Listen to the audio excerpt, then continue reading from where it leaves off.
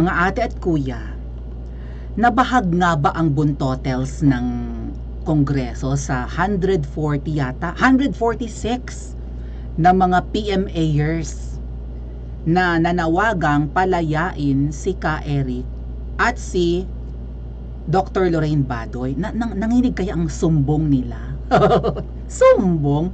Nanginig kaya ang kanilang sumbong na maitim? Nakakatuwa, parang Karma's a biatch. Si Dr. Lorraine Badoy po and si Ka Eric ay finally na palaya na. At kahit at timing din naman na napalaya si Dr. Lorraine Badoy and si Ka Eric, ayan nga po ang kanilang picture, ay napakulong naman hindi naman napakulong, naaresto na, 'di ba? Pinalaya ang mga kakampi natin, inaresto or kusang sumuko naman ang kalaban natin. Karma's a biatch. Tama ba? Karma's a biatch. Okay. Madadagdagan pa po yung likes natin dyan. Ayun nga po, umabot yata ng ilang days? 11 days? Ang pagpapakulong kina Ka Eric at saka Dr. Lorraine Badoy. Kinulong si Ka Eric dahil ayaw niyang i-reveal yung kanyang source. At alam naman natin na meron tayong Soto Law, right? Na yun pala ay ninuno ni dating Senador Tito Sen or Tito Soto. Soto Law ay ng mga 1940s pa yata yan or 50s yung batas na yan, na ang mga media practitioner, di ba, mga journalist, ganyan, mga reporter, may karapatan silang huwag i-disclose kung sino yung sources nila. Siyempre, maraming connections ang mga journalist, di ba? Ang mga media men, personalities. May mga panggagalingan sila ng info na kabali-balita. Kapag may nangyari, kahit kanino sa atin, ang takbuhan natin bukod sa mga pulis, at minsan ngayon wala tayong tiwala sa kapulisan, minsan kapag may connection din naman tayo sa media, dudulog tayo sa media, lalo sa mga reporter, di ba? May krimen na nangyari dito, ganyan-ganyan, o ito may corruption sa lugar namin, kanino tayo tatakbo? May ilan sa atin na sa mga reporter nagsusumbong, right? Kasi kabali-balita yung mga ganap-ganap, ganyan. And dahil nga po marami ang kumukontak sa mga reporters, sa mga journalists, pinoprotektahan sila ng batas ng Pilipinas, lalo na saligang batas, na huwag i-disclose ang impormasyon. Kasi kapag may isang halimbawa, reporter na inamin niya kung sino yung source niya, tapos yung source niya pinabangbang. Halimbawa, may isang, 'di ba, concerned citizen na nagsumbong, alam mo ang aming mayor magnanakaw. Kinukupit ang kinukupit ang ang budget ng bayan namin o syudad namin. Nag-report ang isang concerned citizen sa isang, halimbawa, sa isang TV journalist, 'di ba? TV reporter. Tapos ito namang lukulukong reporter, sinumbong nung pinressure ng mayor, sino ang nag-report sa akin, sino sa mga taga-amin ang tapos sinigbak. Yan ang iniiwasan na mangyari, 'di ba? Na mapahamak yung mga nagsusumbong para tuloy-tuloy pa rin. Para hindi nangangamba yung mga gustong kumontak sa mga journalist natin at magbigay ng mga info, 'di ba? Kahit na hindi puting ahas, basta't gusto lang nila na iparating sa media yung mga kabali-balitang ganap. So kinulong si Ka Eric dahil ayaw talaga niya, no? Mabuti na lang matatag ang paninindigan na huwag niyang ipahamak yung source niya. Kahit na binalita na yan, mga ate at kuya, ha? Binalita na yan sa media na inamin daw ni Ka Eric kung sino yung kanyang source. NPA nga daw eh. Ay kung NPA ang source ni Ka Eric sa loob ng House of Representatives, bakit may NPA sa House of Representatives? Oh, di ba? Although, well, siguro NPA pero willing namang di ba? Ibulgar yung kalokohan ng mga nasa gobyerno. Anyway, hindi maganda na pinamumugaran ng NPA ang Kongreso. May tatlo na nga diyan, di ba? May tatlong bugok na nga diyan. Oh. Alright, so kinulong kasi ayaw niya talagang i-disclose. Kasi mga ate at kuya, kung inamin ni Ka Eric kung sino yung nagsabi sa kanya na ang traveling expenses na naubos na ni Tamba ay 1.8 billion, for sure,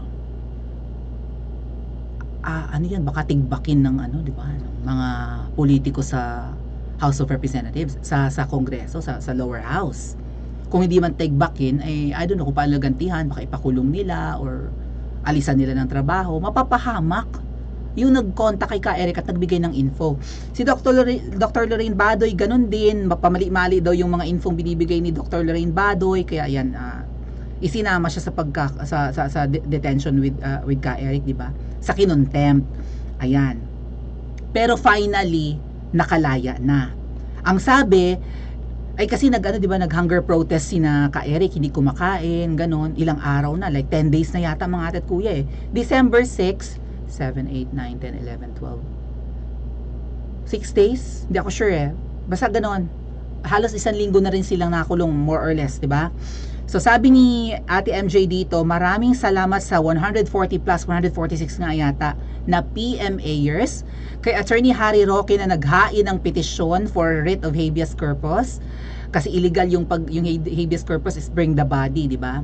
Ibig sabihin, kinulong ng illegal sina Dr. Lorraine Badoy at saka si Ka Eric, kaya nagpetisyon si Attorney Harry Roque, nagsumbong sa korte, sa Supreme Court mismo, nakapunta na kami dyan eh. Ayan, pati si Attorney Tolentino daw, maraming salamat sa lahat ng kasama naming nanindigan at hindi nagpadala sa gitna ng mga pananakot, nag-ingay at nagbigay boses kina Dr. Lorraine at Ka Eric sa mga panahong kinikitil ang kanilang karapatang magtanong at magsalita. Kung gusto nilang mapalabasin na nagpe-fake news si Ka Eric, kaya nila kinulong.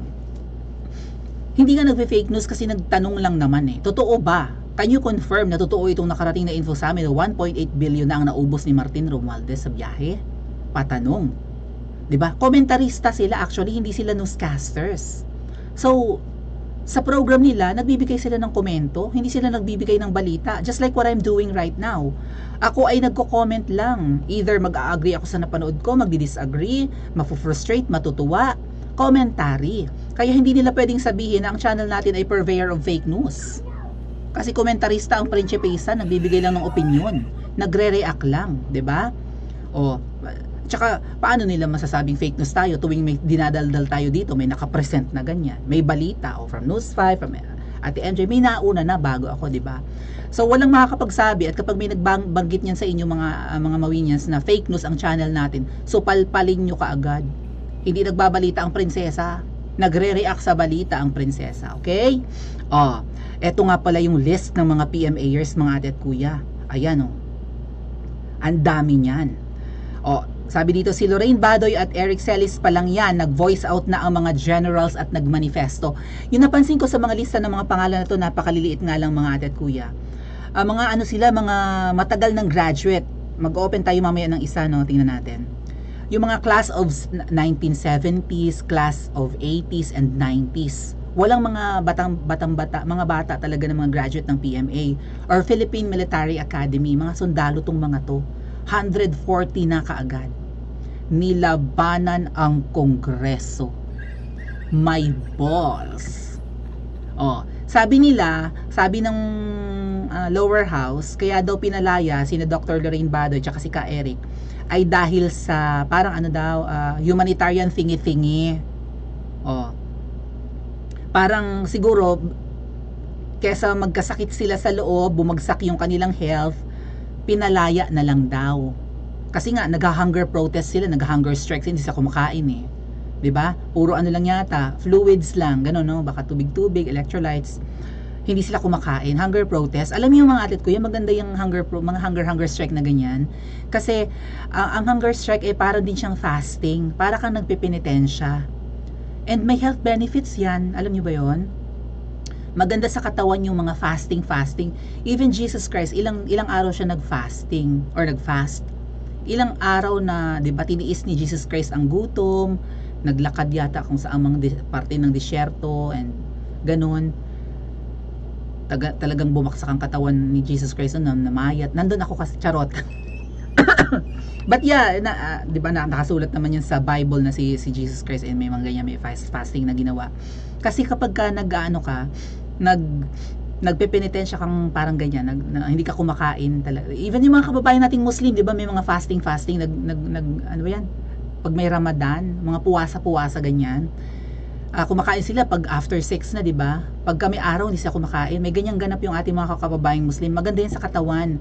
Kasi parang hindi mo pinapagod yung, I think, liver mo eh. Right? Hinahayaan mo na mag-generate ulit yung cells ng iyong liver or ano ba ang liver? Atay yata, atay.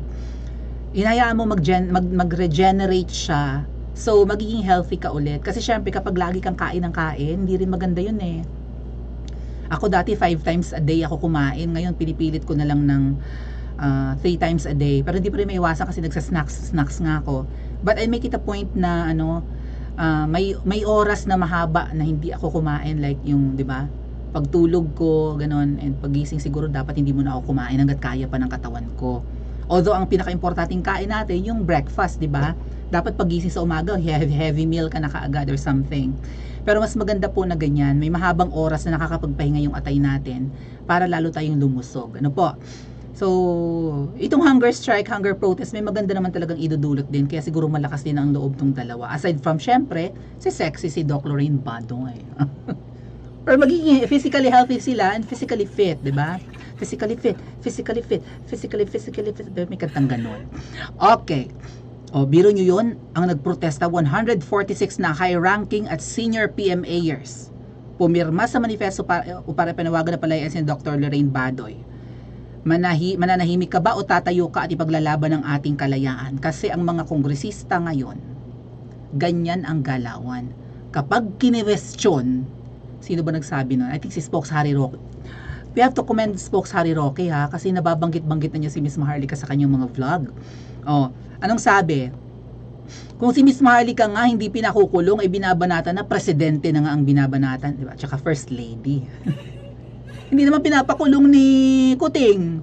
'Di ba? Kung tutuusin, ang laking insulto sa pinakamataas na leader ng bansa na binabalahura siya or binabanatan siya ng isang Maharlika.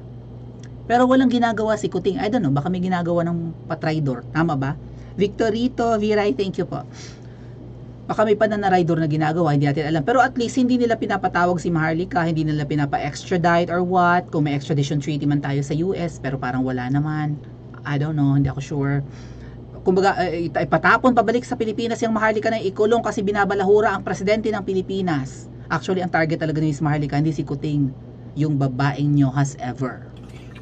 But still, di ba? Oh, yung matataas na tao sa gobyerno at ang kanyang kapartner or asawa, binabalahura ni Miss Maharlika, pero hindi siya pinakukulong. Baka ipapagorgor lang. Lintik na gobyerno ito. Pero itong House Speaker, kinwestiyon lang ang kanyang traveling expenses, kulong ka agad. Ganyan po ang galawan ng gobyerno sa Pilipinas. Na para bang napaka-powerful ni Tamba. Na parang siya na ngayon ang presidente ng Pilipinas. Papunta na ba tayo sa diktadorya? Na bawal na silang questionin? Bawal, karapatan ng taong bayan malaman kung paano ginagastos ang pera natin. Tapos ito namang mga nasasakupan ni Tamba na mga politiko, sobrang sip-sip sa kanya. 'Di ba? Con todo kiss ass. Talagang protect the speaker ang ganap nila. Ngayon mga ate at kuya, ano kayang kahihinatnan? Ang sabi ni Spokes Harry Roque, yun din yung sinabi ni Spokes Harry Roque, di ba? Kahit binabati ko si Miss Maharlika ang presidente, hindi naman inaano ng presidente si Miss Maharlika. Pero yung speaker ay talagang na-question laang, pinakulong ka agad, di ba? Ang sabi ni Spokes Harry Roque, ang magiging development ng kaso dito ay pwedeng magbayad ng danyos perwisyo ang Kongreso dahil hindi na maibabalik ang mga araw na kinulong sila. Kasi maganda ang swelduhan sa SMNI, di ba? Binabati ko nga si Kuya Jay, 1 million pala yung consultation fee niyan. Ay generous si Pastor Quibolo, yan magagawa nila. Ang ibang media sa Pilipinas, kuripot, sorry na lang sila. Eric and Dr. Lorraine Badoy, parang 100k ang sweldo sa kanilang program. Karapatan naman nila yung 100,000 ng sweldo, giorno sila di ba? O TV personality sila. O at saka hindi naman madamo si Pastor Quibolo na i-share ang kanyang blessings, at di ba? O kung ganun ka, makapag-apply kaya sa SMNI. SMNI, Buchanan. Tagawalis laang dyan ng studio ninyo, no? O, generous Yan yung generosity na nasa tama. Hindi naman government-owned ang SMNI, private naman na company yan. Karapatan ni Pastor Quiboloy magsweldo ng malaki, di ba? Nakakatuwa yung ganun, magiging loyal sa kanya. Mabuti na lang loyal sina, yeah. At saka matitinong mga media itong sina Ka Eric tsaka si Dr. Lorraine Badoy eh. Oh. So, sabi, yun nga, kesa sumuma, 'di ba? Sumuma ang pakiramdam dahil nga nagfa-fasting doon nagfa-fast doon sa lower house, pinalaya na lang daw out of goodwill and whatever, humanitarian kineme sa palusot ng mga kongresista. Palusot ba or I don't know. Pero ang sabi po niya, natakot daw dahil umabot na sa Korte Suprema. Nagsampa si Spoke Sally Roque, 'di ba, ng reklamo for habeas, yun nga yung suspension ng petition for writ of habeas corpus. So, umabot na ng Korte Suprema, mapapahiya ang Kongreso kapag nadesisyonan yan. Doon natin malalaman kapag, although nakalabas na sila, dapat pa rin talagang desisyonan yon ng Korte. Tama ba ang pagpapakulong sa kanila or hindi? May na-violate ba ang mga kongresista o wala? Kailangan pa rin nilang desisyonan kahit hindi sila magbayad ng danyos perwisyo. Sa mga araw na walang kinita ang dalawang empleyado ng SMNI or sa mga araw na hindi sila nakapagtrabaho and 'di ba sa injustice na naranasan nila, kung hindi man danyos perwisyo, kung hindi man 'di ba bayaran ng Kongreso ang damage na ginawa nila sa dalawang media men or media personalities ng SMNI, kailangan magkaroon ng verdict, 'di ba? Para kasing hustisya 'yun eh. Kapag nagdesisyon ng Korte Suprema na talagang mali ang Kongreso, mapapahiya ang Kongreso. Kaya siguro pinalaya, ano? What do you think mga ate at kuya? Paki-comment nga po sa comment section at mag-like and subscribe din po kayo.